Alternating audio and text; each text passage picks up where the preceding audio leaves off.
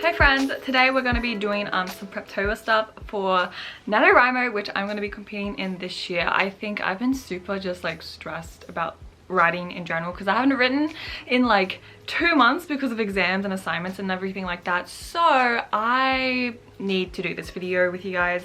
So if you guys want to just come along with me, prepare for NaNoWriMo, and I just think I'm gonna feel so much better after this video. So if you need some tips, if you need to just kind of prepare with me, go ahead and grab out your laptop and let's go ahead and plan some preptober stuff in this video. I do want to say quickly that this video is actually sponsored and made possible because of Skrintl, the sponsor of this video. I love Skrintl so much, and I'm going to be actually using Skrintl to plan my books. And if you guys have watched a couple of my recent videos, I've been using Skrintl to also kind of plan my novel and get inspiration for my project, which is Project Orchestra. I guess that's kind of an announcement that I'm going to be writing Project O in NaNoWriMo, so let's go ahead and get onto it. If you guys haven't heard of Skrintl before, Skrintl is an amazing organizational sort of platform where you can plan literally anything. It uses this method. I've worked with Skrintl so many times before and I cannot pronounce that yet, so yeah. But this method allows you to create these boards, which is a really good mind mapping and organizational sort of structure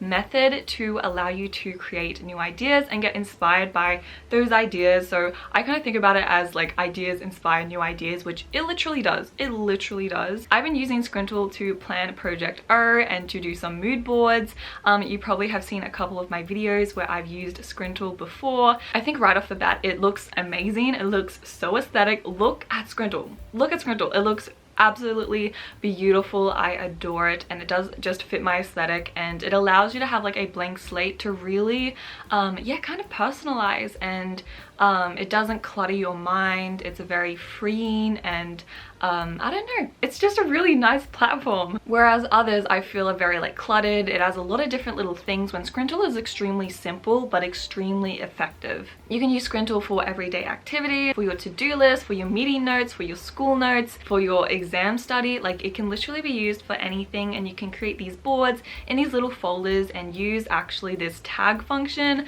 that is really, really cool because you are able to kind of link boards together and organize in that way. So if you're an organizational freak like me, you're gonna love Skrintl so much. So if you are looking for a platform or a sort of space to really push you through NaNoWriMo this year, I really encourage you guys to check out Skrintl down below in my link. Definitely just click the link in the description and you can use my code for some percentage off.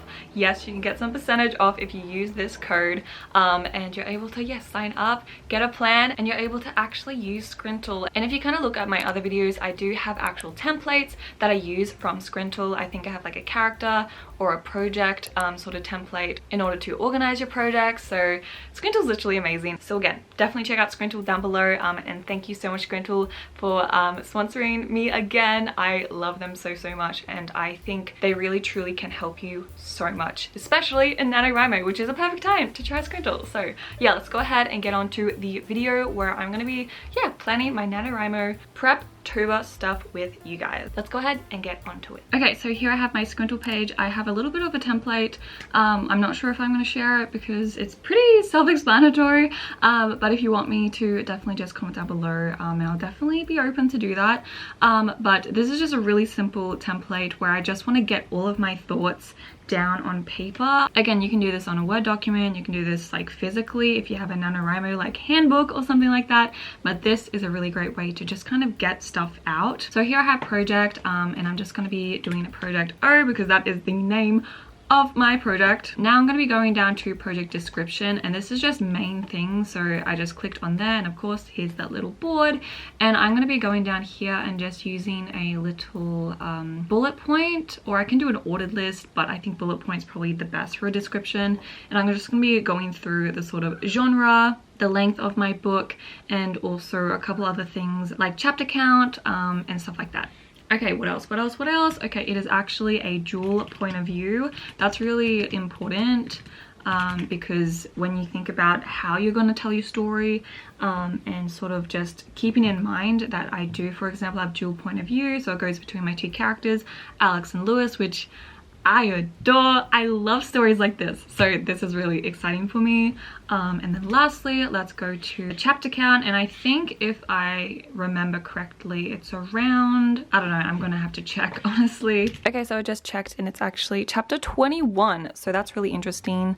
I'm gonna be doing 21 chapters. And here is just my little board of my description. It looks amazing. And I think this is just really helpful just to kind of keep in mind the logistics, if that makes sense. Okay, so we can go ahead and close that. And then we're going to be going on to project goals. This is probably like the most important part of your project. I'm going to be using the ordered list because I think that will just work better, because I don't know, I like to prioritize my goals, if that makes sense. So I guess my main goal is to get my word count up there and to actually find my writing style for this project. Although I kind of did find it during the draft of 0, I think it was definitely not where I wanted it at. So of course first I'm going to try to hit 50k, find a new poetic prose style for this project. I think it's also helpful with Write 50k to kind of actually have a chapter goal in mind, because of course if you've already kind of written the book and you want to rewrite it,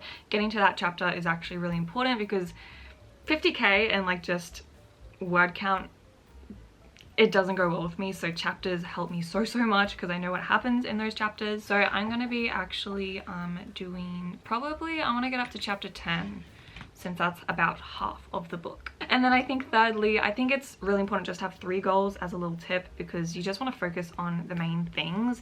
The third one is just a really fun one, and I want to just start to name my chapters. So I'm going to be naming my chapters because I love my chapters, and I really wanted to do this thing where it kind of starts with in which this, and it kind of reminds me of the Moomin books. If you've ever read the Moomin books, I love the Moomin books. I have like a couple over here. Not me just kind of showing you guys my favorite books in the whole world, but I'll show you what it means. Like kind of like this, it kind of says like chapter 7, which is about how Moomin Troll rescues Snork Maiden from a poisonous bush, and in which the comet appears in the sky. Like that sort of stuff really makes me excited, and I think it's just a cute little quirk I want to add to my book. So I'm going to be doing that, and maybe I'll call it like in which Alex gets drunk and calls Franz a donkey or something like that. Like, isn't that so cool? I think getting excited about those little things is really important. So I encourage you to have a fun little goal for NaNoWriMo to kind of just like be, I don't know, more fun, you know what I mean? Alrighty, so I'm gonna close that, and I'm gonna just kind of tell you guys what else is on my board. So I just have my Pinterest link, which I think is really important.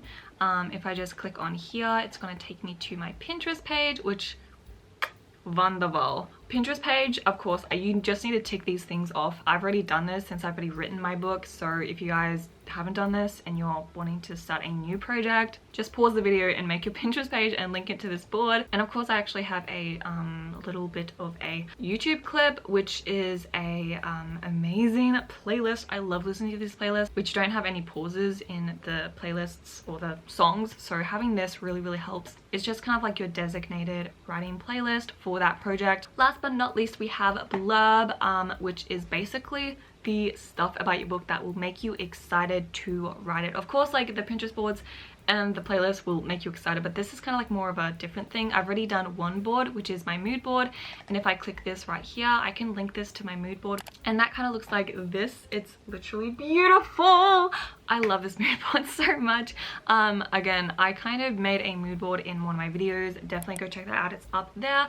I really do enjoyed making that with you guys and just talking through my project and what it means. Anyways, it just makes you really excited for this project. So again, definitely make sure that you have your mood board for your aesthetic to make you excited about your book and message. This is basically something that you can just think about throughout your process, and these sort of last 2 things are just probably the most important part of this Preptober with me, where you're very extremely intentional with your book and what it means. I think like a lot of people get really, I don't know, kind of stuck in this sort of mindset that it's just simply a book with chapters, when it really is a huge story.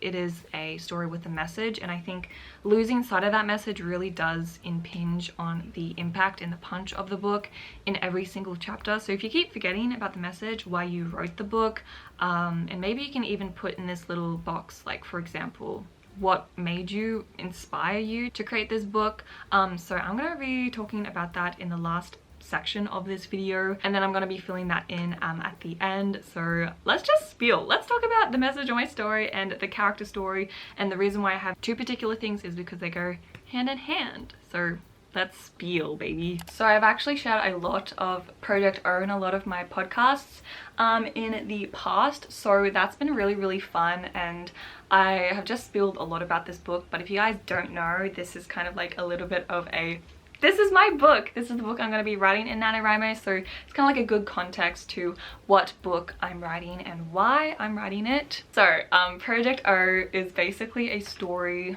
that is about artists and the absolute pain of being a writer and an artist and someone who just enjoys art in general. And I think through Alex and Lewis, I really do pull that story through, and that is because they're both musicians, and of course it's set in the time of the 1800s. I kind of do reference a lot of more historical stuff, which I should probably do a lot more research on as I'm writing the book this time around.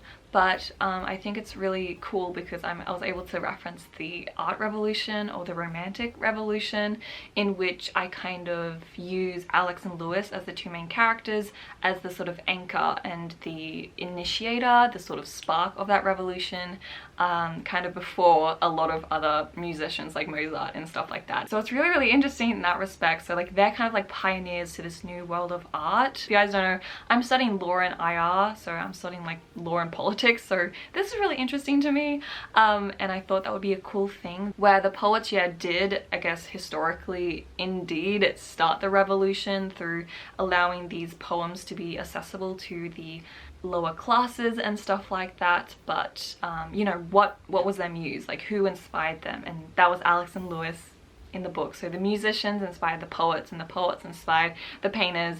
And that sort of story, like I just adore that sort of idea. And although it's maybe not historically accurate, it's definitely drawing from all these different little fields and little, I don't know, historical figures and stuff like that, which I think is really interesting. But yeah, Project O is just a story about an artist and their muse. And I think particularly the last thing I'll probably say is the fact that Lewis and Alex are literally like the two types of artists, I believe, that are part of like one person.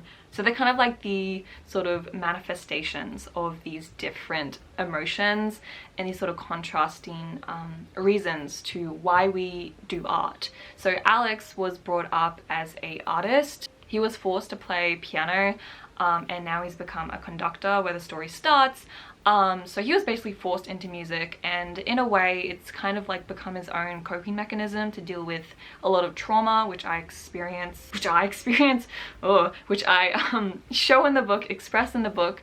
But basically, yeah. But what I try to get at is the fact that Alex is, that's all he really has, because his parents are dead, his wife is dead, so he literally only has this music career, and he basically clings onto it. It kind of reminds me of Michael Jackson, if you kind of know his history, and how like he loves music, yes, but he was kind of forced into that sort of career at a really young age, and he didn't really have much choice. So he doesn't have any choice now. Like he feels like, Alex feels like he can't choose, you know what I mean? And he kind of disdains and hates the art, but also uses it to cope with everything. And that's why throughout the book he is known to kind of just conduct and create these pieces that are very like do do do do do do do do. And now through the exposure of Lewis into his life, he's able to express and actually commit to sharing a lot of his darker pieces, in which is basically like a new thing in the world of art and of music especially. So like that's really big. And to juxtapose, of course, there's Lewis, and he's just like so passionate about art. So in a way, like it's kind of like Alex is like, he hates art, but he uses it as a coping mechanism, and that's a part of an artist that we, I don't know, kind of appeal to. And then there's also like Lewis, who just has this real like urgency to want to create art. But throughout his story you get to see how he comes into conflict with reality and with stuff like racism. He's actually half Chinese, which I guess in 1800s London it's quite new and weird. So he deals a lot with like reality banging against his passion, which I've been really dealing with, not with racism particularly of course, but with other sort of forms of reality pushing against me. And yeah, that sort of like impossibility. In the book, Lewis actually runs away from London, and Alex has to stop him, and it's a really interesting thing. It's that train scene. If you guys know that train scene, you guys know that train scene. But anyways, yeah, that's kind of like a little bit of spiel about my message of my story. It's very like, again, very difficult to put in a little dot point, so I'll probably do that later after this video so I can kind of just consolidate my thoughts. But yeah, that's Project O. Welcome to Project O. I do hope to do NaNoWriMo vlog, so stay tuned for that, and I can share a lot of my writing as well, which I'm so excited to do because I love Project O with all of my freaking heart. It's such a passion project for me, and it came so spontaneously. Again, I have a whole like highlight reel on my Instagram if you want to see like the whole process, like the day I started and the day I finished. So definitely go check that out if you want on my Instagram _AnnaNew. But I think that's the end of the video. Thank you so much for watching. Anyways, everyone, thank you so much for watching. I really hope you enjoyed the video. I definitely encourage you guys to check out Scrintl down below. Definitely use my link. Please use my link. And I really truly think that Scrintl will help you throughout NaNoWriMo and throughout Preptober. I do have to do a Preptober vlog during this month, so definitely stay tuned where I'm actually going to set up my NaNoWriMo thing, because I know like that's really important for Preptober. But this is kind of more of a general sort of just preparing and brainstorming your thoughts, your goals, and stuff that really do matter. And I hope that last sort of point about thinking about your message and the whole point of you writing your book will really drive you through finishing the book and hitting that word count every single day, because it is really difficult. So if you had that motivation and that sort of clear goal, clear message in mind, it will help so much. So again, I love you guys. I hope to see you in my next video, and thank you so much Scrintl for sponsoring and allowing me to share the wonderful platform with you guys. So definitely, again, click that link in the description, please. It'll help me out a lot too. But yeah, I love you guys, and I hope to see you in my next video, hopefully in my next Preptober video, where I'll do a very cool vlog. So yeah, I love you guys. I love you guys. Good luck in NaNoWriMo. Okay.